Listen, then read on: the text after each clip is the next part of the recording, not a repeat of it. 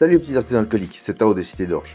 Aujourd'hui, on va choisir ensemble le prochain logo de la chaîne. C'est fou ça, non? Mais plutôt que simplement vous montrer deux options et vous demander laquelle vous aimez le plus, j'ai préféré vous faire découvrir le processus créatif qui prend place lorsqu'on travaille sur un logo. Vous avez tous remarqué que le monde de la bière, et particulièrement la bière craft, déborde de créativité. Avec des identités visuelles fortes, des canettes folles, des styles vibrants, chaque brasserie tente de se faire une place dans nos cœurs et s'attaque d'abord souvent à nos rétines. Les Cités d'Orge est une chaîne qui s'intéresse à la bière, nous devons d'élever le niveau. Bon, du coup, vous l'aurez compris, cette vidéo ne s'adresse pas directement aux brasseurs amateurs qui sont majoritairement sur la chaîne. Et je comprendrais que vous quittiez rageusement cette vidéo, non sans avoir auparavant balancé une petite insulte dans les commentaires. Mais pour ceux qui sont ouverts à d'autres horizons, curieux et désireux de participer à l'évolution de la chaîne, j'apprécie l'effort d'attention. Ah, je vous aime, vous êtes super.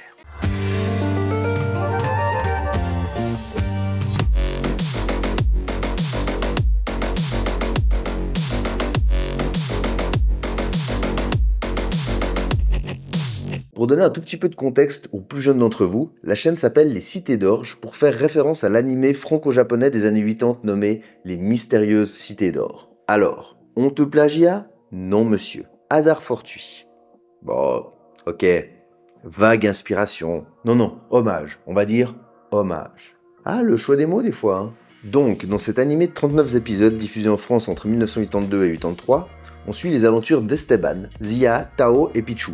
Et tenter de vous résumer l'histoire est un risque que je refuse de prendre. Je vous mets cependant la vidéo d'un vrai passionné ici. Bravo Turtoon pour le résumé, j'aurais pas fait mieux. Pour les moins curieux, sachez juste que ça se passe à l'époque de la découverte des Amériques, notamment au Pérou, et que c'est un mélange d'histoire inca et de science-fiction. Ah clairement, il y a tout dedans. Des Atlantes, un vaisseau spatial en or massif, et en forme de condor, des lasers qui font piou piou, des portes du turfu qui s'ouvrent avec des médaillons, des cités cachées, elles aussi en or massif. Ah franchement, c'est un délire. Après, faut aimer le doré quoi. Et pourquoi j'ai choisi comme pseudo celui du petit indigène, un peu maladroit et à la chevelure Edith Piafesque? Bonne question ça, hein. Parce qu'une amie à moi m'appelle comme ça car mes origines péruviennes l'amusent beaucoup. Est-elle raciste? À vous de le dire dans les commentaires. Et Sandra, j'espère que tu prendras tes responsabilités. Voilà, vous avez le contexte, maintenant parlons rapidement du logo. Comme vous l'aurez remarqué, il s'agit d'un outrageux plagiat du logo original. Et ça, ce n'est plus acceptable. J'ai donc décidé de me mettre en quête d'un graphiste de talent pour proposer quelque chose d'unique et qui reflèterait mieux la chaîne. Mais pas que. Aujourd'hui, les Cités d'Orge, c'est une chaîne et une petite communauté sur Discord qui apprend à se connaître. Mais qui sait ce que ça deviendra? En vrai, j'ai aucune idée. Il n'y a pas de plan. Bref, j'ai écrit à quelques contacts, j'ai demandé en ligne aussi, merci à ceux qui étaient motivés à participer, et j'ai obtenu 3-4 réponses, mais surtout, il y a eu Ludo. Ludo est un graphiste illustrateur de ouf, qui a déjà travaillé dans l'industrie de l'alcool, mais qui se passionne surtout pour le jeu vidéo. Son dernier projet en date, c'était ce jeu sur Steam. N'hésitez pas si vous aimez la art science et plus particulièrement les bouquins de Kim Stanley Robinson. Quand il m'a dit qu'il était grave motivé à bosser sur le projet, ça m'a fait trop plaisir. J'en ai profité pour lui proposer d'enregistrer un peu le processus et il a directement accepté. Du coup, j'ai 1h20 de notre premier meeting que je vais pas mettre là, mais il est venu 2 semaines plus tard pour faire la présentation et ça reprend finalement tout le processus jusqu'à aujourd'hui. Donc c'est plutôt un bon résumé. Je vous montre ça. Bah, bienvenue du coup dans la brasserie. Merci beaucoup. Merci à toi Ludo. Est-ce que tu pourrais te présenter en quelques mots justement et comment ça se fait qu'on se connaît tout ça depuis, Bien sûr. depuis 2000 ans on va dire à peu près? Ouais, 2002, ouais. 2001, ouais, je m'en souviens parce que j'étais avec un frère, un bon pote à toi et on s'est rencontrés donc en 2001 et à cette époque-là, moi j'étais un adolescent, toi t'étais un peu plus âgé que moi. Mais je dessinais beaucoup quand j'étais ado et justement le frère de Stamy, ton bon pote à toi, m'avait beaucoup encouragé à cette époque-là et ça a toujours marqué ma carrière dans le sens où quand j'ai grandi et puis j'ai dû choisir un métier, je voulais faire quelque chose de créatif et j'avais la certitude que c'était une voie qui allait me convenir. Donc j'ai fait une formation de graphiste depuis l'âge de 16 ans, j'en ai 36 aujourd'hui, que j'ai commencé ma formation de graphiste et puis que maintenant que je pratique. J'ai également eu une double vie d'illustrateur, j'ai toujours maintenu mon activité d'illustrateur. Ce qui m'a amené aux États-Unis, j'ai fait des cours il y a 10 ans en arrière pour pouvoir travailler dans les jeux vidéo. C'était un peu un rêve de gosse, travailler dans le cinéma ou les jeux vidéo. Je suis pas resté là-bas, je suis revenu en Suisse, mais je me suis fait des contacts et j'ai fini un jeu vidéo il y a 2 ans. Après 4 ans de job, on a fait pendant le Covid, de 2020 on l'a sorti en 2023, ils ont déjà commencé une année avant, mais c'était super cool donc de pouvoir faire les deux en même temps et je maintiens toujours une activité graphiste, ça reste une passion, mon métier ça m'a forgé, mais à côté également illustration de fantasy, science-fiction. Je vous invite à le suivre du reste dans les réseaux, c'est l.rossier. On partagera après dans la vidéo j'imagine, mais là ce que vous verrez plutôt sur mon Instagram, mes croquis que je fais, ça reste, je voulais garder à l'époque l'instantanéité du projet Instagram et du coup je fais plutôt des photos de ce que je dessine au bar avec les copains. Ouais, c'est cool. Mais voilà, puis du coup, on se retrouve là parce que tu m'avais contacté il y a quelques semaines, presque quelques mois, juste avant qu'on parte les deux en vacances, parce que tu avais une chaîne YouTube qui avait un certain succès, et puis tu me l'as fait découvrir, et chapeau l'artiste. Et du coup, tu m'avais dit que tu voulais quand même élever justement ton logo, qui était pour l'instant très homemade et très artisanal lui aussi également. Ouais, juste, en gros, le logo à l'époque, j'ai repris donc du coup juste la fonte de l'animé Les Cités d'Or. Le mystère. Les mystérieux Cités d'Or. Mystérieux Cités d'Or, exactement. Puis du coup, j'avais juste repris la fonte, mis un biodégradé dessus et je me suis dit, c'est pas la peine de trop regarder ça maintenant. Je me rappelle qu'à l'époque, on avait aussi discuté de comment on faisait des logos et tout. Puis je me rappelle, tu m'avais dit, au début, t'emmerdes pas trop avec ça, perds pas de temps là-dessus. Fais d'abord un truc qui mène peut-être quelque part. Et puis après, si vraiment il faut, un logo, c'est fait pour changer dans le temps. Exactement. C'est pas un souci. C'est pas un souci. Et puis du coup, c'est pas de résistance. Voilà. Du coup, j'ai commencé comme ça en me disant, c'est pas grave, on y va et puis on verra bien ce que ça donne. Puis c'est vrai que il y a pas mal de gens qui commencent à regarder, ça commence à prendre, à augmenter de plus en plus vite. Et du coup, je me suis dit, on va profiter de cet élan-là pour essayer de lancer quelque chose et peut-être ensuite avoir ce logo pour déjà pouvoir le mettre dans les plateformes, pouvoir peut-être en faire un petit peu du merch, pouvoir faire des trucs avec. C'est juste que là, dans l'état actuel, j'ose pas trop vraiment faire quelque chose avec, mais maintenant j'ai le sentiment que ça pourrait être une porte un peu d'entrée à plein d'autres choses. En fait. Tu fais exactement le chemin de beaucoup de mes clients. Le logo, c'est pas une résistance et une barrière au succès. Hein. Il faut toujours commencer n'importe quel type de business avec un minimum de goût. Faut quand même pas faire des fautes de goût. Hein. Là, quand même, généralement, vos proches vous le diront, ou vos collaborateurs, ou vos clients.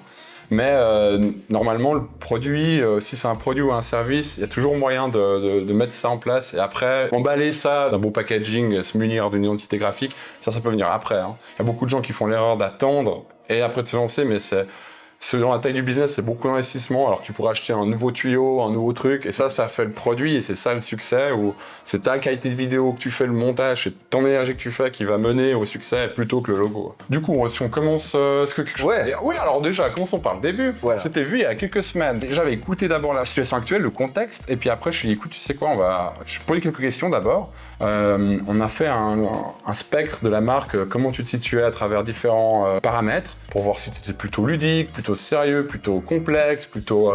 comment toi tu voyais ta chaîne YouTube? C'est marrant parce qu'il y a un parallèle avec la chaîne YouTube, avec la personnalité du YouTubeur. C'est presque un autoportrait dans ce cas-là. Mais quand on fait un business, généralement ça va plus loin, il faut se mettre à la place du client. Et puis après, j'ai pris ces mots-clés, ces curseurs, on les a dans la présentation, on va en reparler après. Et puis, moi je vais faire un mood board de plein d'images qui pour moi représentent, qui évoquent un petit peu ce qu'on a parlé pour voir si ça match ou pas. Puis après, on a présenté ça dans un premier temps, on a fait ça sur Discord. Et je dis, écoute, je vais te l'ouvrir avec toi, puis on regarde, on développe, tu me dis s'il y a des petits coups de cœur, des émotions qui se dégagent de ça, quoi. Ouais. Ça, c'est ton logo actuel. Et puis, comme tu as répété tout à l'heure, c'est vraiment un hommage direct, même un vol. Un vol, un détournement de cette typographie. Et puis, on s'est tous les deux posé la question quand on a eu ce logo. On était, tiens, c'est marrant, pourquoi cette fonte avait utilisé? On avait dit western un petit peu comme ça. On s'est dit, tiens, western alors qu'on est en Amérique du Sud dans le récit. Quand tu m'as appelé justement, on s'était dit qu'on allait développer une entité unique tout en gardant l'hommage au récit, ou peut-être à une culture, hein, parce que on aime bien aussi tous les deux. C'est marrant, petite anecdote de ouf. Moi je viens de Suisse, mais ma maman vient d'Amérique du Sud et vient d'Uruguay. Et mon surnom, mon petit nom mignon, comment elle m'appelle Pichou, quoi. C'est pas un hasard, quoi. Et du coup, on voulait voir si on pouvait peut-être dans l'identité graphique de la chaîne y mettre un petit peu, infuser cette culture. Est-ce que du coup ça gravite autour du récit Les Cités d'Or, ou alors on est plutôt dans cette Amérique précolombienne d'où on vient. Voilà, c'est trop drôle l'anecdote, quoi. Donc, c'est pas un truc de Sud-Américain, la chaîne n'est pas sponsorisée par... par Chavez ou des gars de par là-bas. Voilà. Moi, j'avais écrit là dans la présentation, tout cela s'inscrit pleinement dans l'univers de la brasserie artisanale. Hein, c'est vous qui nous regardez, j'imagine, ou comme moi, des buveurs de bière. Et puis aussi, la passion qui rassemble votre public, la bière. Voilà. J'ai mis une nouvelle image que t'as pas vue, mais j'ai écrit en bas un commentaire d'un de tes abonnés, Jean Richard. Il disait « ludique, clair, net, bravo ». Et ça m'a fait rire, je dis « ouais, c'est ça en fait, on aurait pu mettre ça comme mot-clé dans le moodboard. C'est ludique, c'est clair, c'est net, bravo. Et Merci Jean Rochard. Ouais, je trouvais ça chaud, quoi.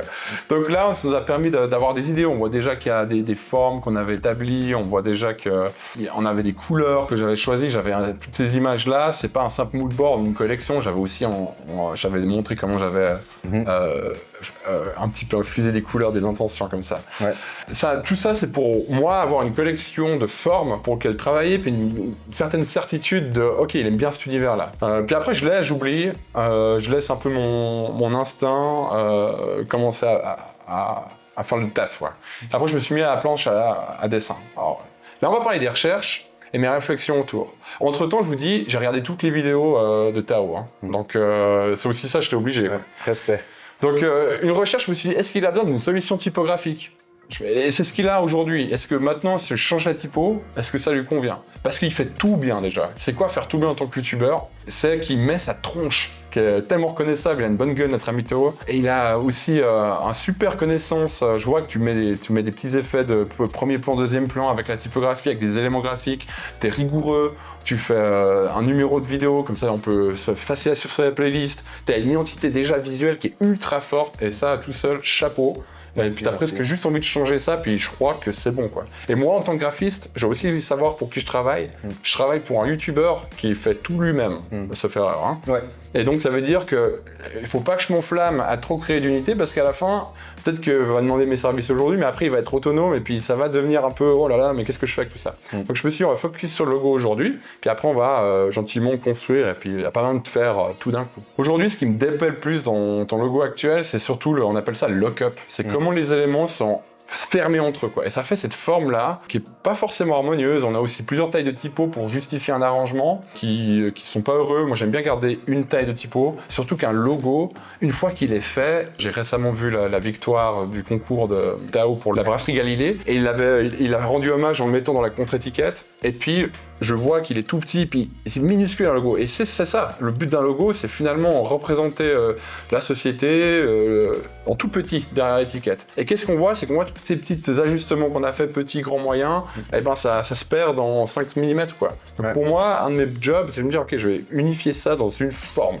Donc je me suis dit, tiens, est-ce que si je dois jouer, me mettre dans cette conjoncture d'avoir 3 éléments, les cités d'or, je sais pas le nom le plus court du monde, est-ce que je peux moi en faire une pyramide ? J'étais là, mais ça va être un peu dur, quoi. Je me suis amusé à le faire en prototype avec les éléments là. On voit que j'ai un accent aigu à gérer, j'ai un apostrophe. Je dis, ça va être chaud patate, quoi. Je vais pas le faire. Même si je change de typo et que je m'amuse à faire ça, ça va être un pourquoi. Pourquoi ce défi ? Pourquoi cet effort pour peu de résultats ? Donc je me suis dit, tiens, le but c'est d'avoir un lock-up solide que tu peux placer, ou si tu donnes ton logo, on te le place facilement. Tu vois, t'es pas un problème à résoudre quand tu dois partager ton logo. Après, j'ai une solution typo, comme un temple, du coup, et on avait sorti 2 choses. On a les briques de la civilisation Inca. Et donc, je me dis, est-ce que je peux trouver une fonte qui pourrait faire un lock-up intéressant ? Et je me suis amusé à construire 2 types de fontes, comme ça, en améliorant et voir dire, ok, il y a moyen de faire un gros bloc, une grosse brique. Cependant, c'était dur parce qu'en exercice de réduction, ces espaces qui sont très serrés en hommage à la complexité des briques, imagine si on imprime ça en tout petit, ça va faire une masse noire comme ça. Je me suis dit, je pense pas que je peux m'enfermer dans cette zone, quoi. Donc, je me suis dit, je vais pas faire en mode trop briqué, mais je vais faire une solution typo, peut-être comme un appel à l'aventure, parce que la typo, je pense, western, c'était un peu cette conquête de l'Ouest, il y avait des valeurs qui étaient intrinsèques à la typo, peut-être qu'il y a une idée là-dessus, quoi. Et je me suis dit, tiens, peut-être pourquoi pas élargir l'espace de la typo, et mettre des éléments un petit peu justement culturels. Et après, en ce moment, je vous avais dit au début, j'avais pas commencé à regarder toutes les vidéos des cités d'orge. Et puis, là, j'ai un moment de compréhension, quoi. J'ai dit, salut, c'est Tao des cités d'orge. Générique de ouf, nostalgie, hommage. Tu commences à chaque fois comme ça. Je me suis dit, faut que je revienne dans l'idée de base. Faut que je revienne dans le récit des cités d'or. C'est qu'en fait, il y a moyen de rendre hommage en étant singulier, nous-mêmes, en étant plus cette typo on a piqué avec le dégradé, en étant nous. Et là, je me suis éclaté. Attention les vélos. Je suis reparti sur le récit. J'ai dit, la recette c'est ça, c'est les cités d'or plus la binge. On va pas se mentir, la bière, on en est là. C'est la niche. Et après, je me suis dit 2 points de vue, quoi. Est-ce que je fais plus aventure, plus ludique ? Puis après, c'était un des piliers qu'on n'avait pas résolu avec toi, c'est est-ce que tu es plutôt juvénile ou mature dans la manière dont tu présentes les choses ? Tu sais quoi, je vais explorer les 2. Et en fait, il y a une version mature qui est arrivée d'intuition, puis j'étais là, non, mais c'est pas Tao, je pense que Tao est un peu plus funky, et après je l'ai rendu plus aventurier. On va commencer par l'aventurière, ok? Ok. Je me suis dit, je vais commencer par une fonte, une typo qui pourrait être tirée d'un roman. Et là, j'ai mis cette image, j'ai trouvé, c'était probablement d'un récit d'un aventurier, un explorateur de l'époque en 1500. Il écrivait à la main, en capital, comme ça, à l'encre. Et puis j'ai trouvé cette fonte qui avait ses caractéristiques, mais qui avait un petit coup de modernité, et aussi qui a des attributs qui sont super séduisants et esthétiques. Ouais, moi j'aime bien. Et après, je me suis dit, je vais écrire les cités d'or en une pièce. Et là, j'avais ça. Et après, je me suis dit, bon, bah, en tant que graphiste, il y a quand même des trucs qui me dérangent. Hein. L'alignement des ouais, c'est sûr. Ok, easy, donné. Ok. Et après, je me suis dit, bon, je vais rendre hommage un petit peu. Esteban, il a un petit médaillon. Ok, nous, on va pas se le faire aussi complexe. On va juste mettre un petit soleil au milieu. Quoi. Et après, je me suis dit, je voulais un brand mark. Pourquoi? Parce que dans notre milieu-là, on est dans une niche. C'est un petit peu la bière, c'est un monde qui on peut se lâcher un petit peu. Si je faisais le logo d'une banque, j'aurais été super minimaliste. Et puis voilà. Là, on en a parlé quand on faisait la présentation du mood board. Il y a moyen d'être un petit peu maximaliste et puis de partir en puissance. Et donc, je voulais un petit icône qui accompagne. Ça peut être le petit icône de ta chaîne YouTube après, ou ça peut être un élément que tu peux avoir dans ton environnement, ça peut être un élément qui peut se balader, mais il y aura une typo et un brand mark. Même si t'as une chouette tranche, si t'es pas là, il faudra qu'on te reconnaisse de loin. Ouais. Je te vois faire un festival de bière avec ta chaîne YouTube un jour, et puis d'un coup on me dit « Ah, il est là, le logo de Tao ». Donc du coup, j'ai saisi de ces éléments-là, la pyramide. J'ai pris le Condor, qui est le vaisseau que quand t'es gamin et que tu vois les cités d'or, t'es là « Oh !» Pichou aussi. Pour moi, c'est ça qui se ref à moi. Et le médaillon qu'on a déjà parlé. Et il fallait que j'ajoute un élément qui va unifier tout ça, la beach. J'ai simplifié ces éléments-là. Je me dis, ok, j'ai une pyramide simplifiée au minimum. Un soleil, la beach et un condor. J'ai fait un petit croquis. Et il est stylé. Après, le petit croquis, je me suis dit, je vais piquer les attributs de ma typo qui me plaît. Genre ces petits espaces et découpes un petit peu en biseau qui est hérité de l'objet qui a fait la typo. Ces petits pics comme ça qui m'indiquent déjà un bec. Et puis le soleil que j'ai ajouté pour rendre hommage au médaillon à la boîte. Et là, j'ai aligné tout ça avec mon lock-up de typographie qui m'a plu, avec les E alignés. Bam. Ah ouais, très stylé, ouais. Et là, j'avais un truc. Là, je me suis dit, c'est bon, là, on s'éclate. Là, ça me plaît, et je chantais déjà mes collègues derrière moi qui me font « Mec, c'est trop bien ton... » Ouais, j'avoue, c'est cool. Et puis la bench, elle est dans le temple, en fait. C'est à l'intérieur, puis ça me fait penser à ta cave où on se trouve maintenant. C'est là que ça se passe. Ouais, j'avoue. Et puis, après, je me suis dit « Ok, commençons à exposer le délire, quoi. Là, je me suis dit « Ok, là, ça sera l'intro. Boum. Si on fait en stickers, des trucs à coller, et tu pourras t'approprier, là j'ai mis blonde comme Gaga. Et là, du coup, t'as rempli le verre en fait. Ah ouais, le verre est rempli à la main. Je me suis dit que tu peux te marier là, tu vois, là j'ai mis le logo complet, t'as vu qu'il a un lock-up vertical aussi, je me suis dit tiens, pourquoi pas, de temps en temps c'est agréable. Faut bien dire que quand on fait un logo, on est tenté de le faire tout de suite en vertical, et c'est un peu un piège, parce que c'est dur à faire en vertical un logo. Enfin, c'est pas dur, c'est cool, c'est même agréable, c'est très illustratif, mais une fois qu'on doit l'utiliser dans les différents, on a vu les contre-étiquettes et machin, t'es là, ah mince, c'est que vertical mon logo. Donc c'est pour ça que je fais d'abord horizontal, parce que c'est là pleinement qui sera utilisé, puis après je peux m'amuser dans un environnement intérieur, donc là tu te fais plaisir, c'est ton fût. Là, tu vois que j'ai déjà infusé de comment il pourrait vivre avec un environnement autour, maximaliste, tu vois. Ça c'est pas le logo, mais c'est un produit, quoi. Okay. Cool. Je sais pas si t'as remarqué aussi ton petit pull. Ouais, j'ai vu, ouais. Voilà, tu vois, le symbole du soleil, et Tao, là, c'est toi, ça serait vraiment ta petite déclinaison à toi. Tu peux t'amuser avec des couleurs, tu peux faire exploser justement le côté ludique de cette identité. Et voilà, donc c'est vraiment un petit symbole que je dis, putain, c'est trop bien, il peut te détacher, tu vois, je l'ai mis en 1. Une fois que tu as ces éléments, la typo, comme je dis, la typo que j'ai choisie, elle a vraiment elle est singulière, tu peux la reconnaître, elle a un rythme. Moi, je voulais juste la rendre unique à travers son alignement et ce petit symbole. Après, moi, je les mettrai les deux. Et puis là, par contre, quand on fait des éléments qui sont uniques, là, en toute harmonie, et justement avec un œil d'un graphiste, tu peux commencer à séparer les choses tout en étant respectueux, mais en maintenant la présence. Paf, là, je mets en vitrine, si un jour tu te fais une brasserie à ce même nom. Et là, c'était mon petit moment de joie quand j'avais le croquis. Je me suis dit, tiens, ça sera sur un verre. Et en fait, quand on remplit le verre, si tu le mets à la bonne hauteur, ta binge elle est remplie avec le logo, il grandit quoi. Très très stylé. Et puis, tu vois, une fois qu'on a ces éléments-là, on peut s'amuser. Là, je l'ai mis, tu vois, ok, tu vas envoyer tes bières à la brasserie Galilée parce que tu refais un deuxième concours parce que pour défendre ta première place, bah, au lieu de l'envoyer, là, tu envoies avec un statement, c'est-à-dire, ok, oh, Cité d'Or, je revienne quoi.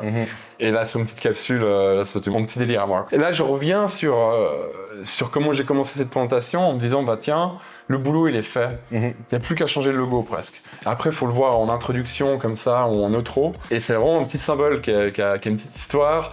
C'est pour les gens, c'est pas les cités d'or, le récit, mais c'est les cités d'orge, et ceux qui savent, ils connaissent. Tu vois. Ils vont dire, ah ouais, il est trop bien ton jeu de mots par rapport à... Ouais, après, c'est le Condor, les cités d'or, les pyramides. C'est pour ceux qui connaissent, mais pour celui qui connaît pas... Celui qui est de cette génération moderne, qui n'a pas grandi avec ce récit, bah, il peut aussi apprécier un travail, une identité propre et forte. Après, ça c'est pour la côté aventure. C'est pas le premier qui est sorti de cette idée. Moi j'étais séduit par mon croquis et j'ai commencé à faire une version mature. C'est après réflexion que je me suis dit, bah Tao, à chaque fois qu'il commence, il fait ses blagues et tout, il y a un petit côté funky. Et puis je fais des choix graphiques où le logo est devenu un peu plus complexe. Mais je me suis dit, je verrai aussi le côté ludique. Donc c'est pour ça que notre premier, si je reviens en arrière une slide, notre premier logo, il a des détails quasiment biologiques, c'est-à-dire que le condor, il a des ailes. Voilà. Mais c'est pas celui qui est né tout de suite de ce premier logo, de ce croquis, pardon. Celui qui est né, c'est un logo que je me suis dit, est-ce que je te le montre ou pas? Puis en fait, il revenait toujours, quoi. C'est celui-ci. Et ça, dans la même construction, il a une élégance, elle est plus timeless dans le sens. Il a une simplicité, une élégance qui a beaucoup séduit autour de moi quand je travaillais. Les gens disaient, celui-là, il est impeccable, quoi. Puis je dis, ouais, mais c'est sur un youtubeur, c'est pour une chaîne qui a une certaine tonalité. Je dis, ouais, mais ça, dans 10 ans, ce logo, il vieillit pas à quoi une seconde. Alors que l'autre, peut-être, il va pouvoir fatiguer avec ses petites ailettes. Et les gens vont dire, ouais, c'est pas très sérieux, peut-être. Mais non, mais vous connaissez pas la chaîne YouTube. Donc ça, c'est celui-là qui est né du premier croquis. Je te le montre à la fin parce que pour moi, le premier, il est plus juste. Mais celui-là, il est timeless, il est juste. Il est peut-être pas faux aujourd'hui. Et l'autre est plus juste. Mais celui-là, il sera juste tout le temps. Et celui-là, il a des proportions un peu différentes que celui du premier. Je pourrais te montrer un petit peu la conception, il est en nombre d'or et tout est j'imagine. Il est tout beau gosse. Mais il fonctionne également. C'est vraiment, on est sur un faux choix presque. Mais tu sais quoi? Enfin, je disais à mes collègues, tu sais quoi? Il va choisir. Il va choisir. Moi, je trouve les deux sont top. Il a une géométrie qui est plus stricte. L'autre avait des petits ajustements optiques parce que je suis aligné à la typo. Je te montrerai après les détails. Celui-là, il est moins aligné à la typo. Il est uniquement, à l'unité, il est plus élégant. Il est fort, quoi. Ça, c'est une slide qui me plaît beaucoup, dans ses couleurs, justement, d'or, comme ça, avec en clair-obscur, ou alors, en plus, la beauté du zeste. Mais j'avoue, c'est toi qui les cherches tes petits jeux de mots? Bah ouais, mais ça j'adore. À part ça, le Graal pour nous, pour moi graphiste, c'est vraiment de faire la présentation. J'adore faire ça et je m'amuse en fait. C'est là où je me mets à la place de mon client, puis je travaille pour lui vraiment. Je m'amuse, je dis ok, fais une bière, on fait une bière. Même si j'ai une chaîne YouTube, je dis ok, ça peut se décliner. On est dans la binge, quoi. Et voilà, il y a ce côté, je me battais sur la courbe que j'aimais bien, que j'avais piqué un petit peu du H. Je me dis ok, est-ce que je mets une courbe ou pas dans mon langage de forme. Puis après, je me suis dit, il y a des belles courbes quand même dans ta fonte, donc tu peux te permettre. Puis après, il y a un peu des temples, je voulais créer un petit côté ethno sur ce logo. Je me suis dit, ok, je vais faire une descente en escalier incliné. On sait qu'il est un peu ethno ce logo, il y a un petit côté d'une culture. Boum. Et après, je voulais faire une pastille pilule rouge ou pilule bleue. Matrix, mais en partant dans le train, je me suis dit, merde, j'aurais pu mettre pilule bleue ou la pilule rouge. Voilà, champion. C'est trop bien. Franchement, ça me plaît beaucoup. Honnêtement, je sais pas lequel je préfère. Je suis complètement d'accord avec ce que tu as dit là sur le fait qu'il n'y a pas de faux. La seule chose peut-être, c'est que j'ai l'impression que le condor, on le reconnaît plus sur celui de droite, dû aux formes du bec, alors que celui de gauche, peut-être l'œil est plus grand aussi, ça donne un, je sais pas. T'as vu que l'œil, en fait, il a les caractères de la typo, c'est vraiment l'intérieur du haut qui est rentré dans le condor. Celui-là, il est plus brut, primitif dans ses formes utilisées. À fond. Ah ouais, c'est ma slide de fin. Elle est là pour une raison, cette slide de fin, c'est qu'elle permet de voir où on en est, et puis pour ceux qui nous regardent, pour la conception d'un logo, là, on est vraiment dans ce positionnement. On a positionné, qu'est-ce qu'on veut être? On veut être ludique, sérieux, machin. On avait déjà fait ses choix, on a fait un mood, ça s'est fait, puis là, je fais des propositions. Moi, maintenant, ce que je cherche, c'est un petit peu les atomes crochus. Je fais, ok, là, je veux un dégoût. Je veux dire, je vais repartir à la planche à dessin ou pas Non, grave, c'est trop bien. Design, après, on irait sur une direction, on choisit, c'est ça que je veux, mais voici mes corrections, mes réflexions. Moi, après, on aura un tracé figé, et là, on ferait le choix des couleurs. Et après, en déclinaison, c'est OK, c'est quoi le côté inaugural de tout cet effort en commun qu'on fait? Moi, je bosse, là-dessus. Est-ce qu'on inaugure ça à travers un stand que tu dois faire un jour, ou une vidéo particulière, et puis il y a tout un truc à faire autour de la festivité de la bière, ce que ça représente. Et puis là, on fait une offre de prod qui est dédiée à des éléments, une bâche, un truc, tu vois, genre quelque chose comme ça, ou un roll-up. Mais en tout cas, on peut amener les copains et tout. Voilà, je fais mon logo. Un logo, c'est pas... Aujourd'hui, on n'a pas fait de logo.